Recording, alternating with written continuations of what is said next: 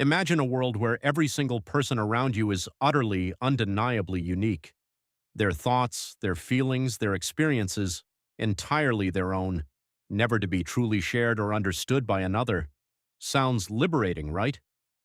But what if I told you this very idea, the relentless pursuit and perceived achievement of uniqueness, is quietly, insidiously driving an epidemic of profound anxiety? What if the constant digital pressure to stand out, to be different, is actually trapping us in a gilded cage of isolation and fear? To understand this modern malaise, this uniqueness anxiety, we first need to strip back the layers of our current cultural landscape. For millennia, human societies prioritized conformity, community, and shared identity. Difference often was dangerous, belonging was survival. But over the last century, a powerful shift occurred. The individual rose supreme. We were told to find ourselves, to march to the beat of our own drum, to be original. This was in many ways a positive evolution, fostering creativity and personal freedom. Then came the internet, and with it social media, a colossal, unprecedented amplifier of this individualistic ideal. Suddenly, being unique wasn't just an aspiration, it became a performance, a commodity, a requirement for digital existence. Every post, every story, every shared moment became an audition for individuality. We were no longer just seeking our unique path, we were curating it, packaging it, and then desperately broadcasting it to an audience of billions, all doing precisely the same thing. The irony, of course, was that in our collective pursuit of uniqueness, we were creating an entirely new form of conformity, a conformity to the idea of being nonconformist. This digital arena, initially heralded as a space for self-expression, quickly transformed into a high-stakes competition, a relentless race to prove one's distinctiveness. But what happens when everyone is trying to be unique, and the metrics for authenticity are inherently superficial? What happens when the very platform designed to connect us instead highlights every perceived deviation from a manufactured norm or every perceived failure to stand out?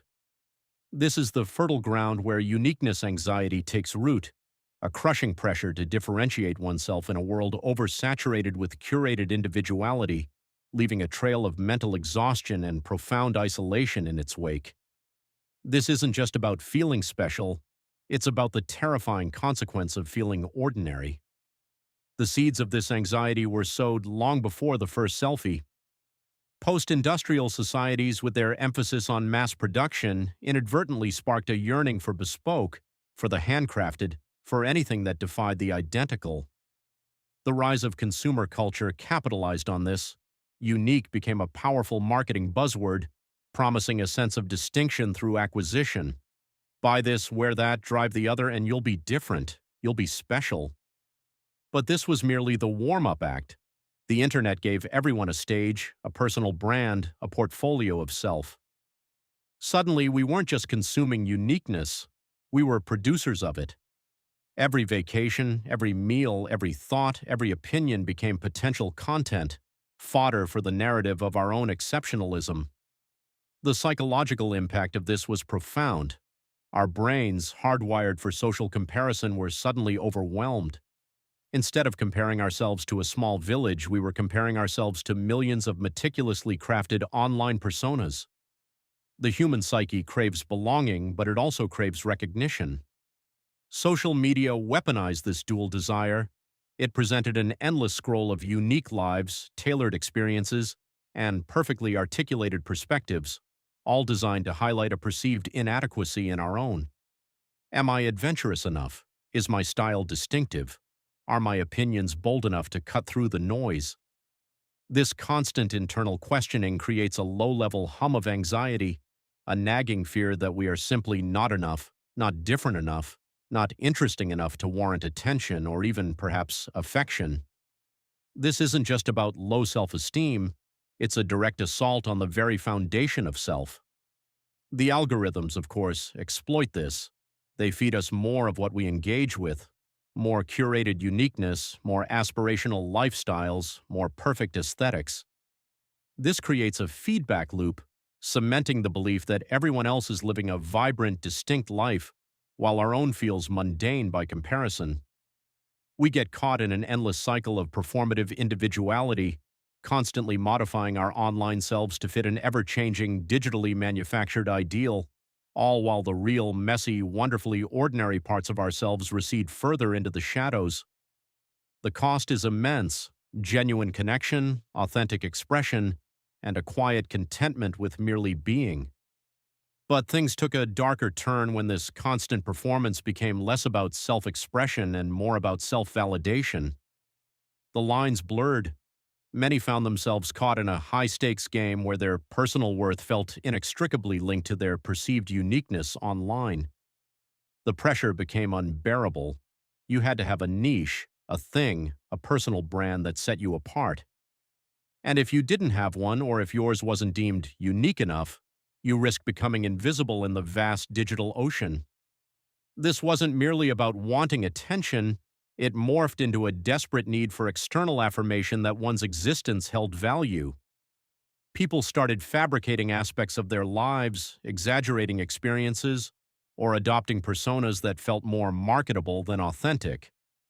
The pursuit of uniqueness transitioned from personal growth into an exhausting act of self-marketing. Every interaction became transactional, every shared thought, a calculated move to garner likes or followers, the digital currency of perceived distinctiveness. The internal conflict was agonizing, the deep human need to belong, to feel connected, against the overriding cultural imperative to stand out, to be gloriously, undeniably different. This created a profound sense of isolation. How can you truly connect with others when you're constantly performing for them?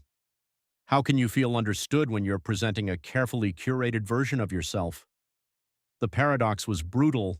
In seeking to be unique, many felt more alone than ever. The quiet moments, the shared silences, the messy vulnerabilities that fostered true intimacy were sacrificed on the altar of online distinctiveness. The fear of being basic became a genuine, paralyzing phobia. Every decision, from clothing choices to career paths, was filtered through the lens of, how will this make me appear unique? This hyper-awareness, this constant self-monitoring, is profoundly draining. It leads to burnout, to a profound sense of inauthenticity, and a gnawing suspicion that the persona you've meticulously constructed is a fragile facade, always on the verge of collapse. The emotional toll is undeniable, manifesting as chronic anxiety, depression, and a deep-seated feeling of inadequacy when the carefully constructed illusion inevitably falters or fails to garner the desired validation. What they discovered next changed everything. What they discovered next, for many, was the crushing realization that the endless chase for uniqueness was a hollow victory, a self-defeating loop. The more they strived to be different, the more they felt the same anxieties, the same pressures, the same profound loneliness as everyone else caught in the same current.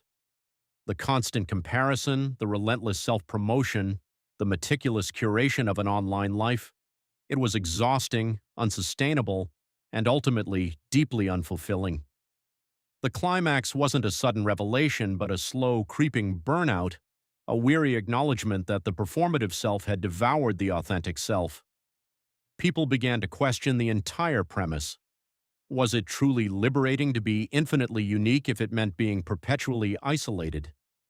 Was the digital validation worth the mental anguish? This realization often manifested in a digital detox, a retreat from the relentless demands of online self-branding, or a deliberate choice to engage with social media in a more mindful, less performative way.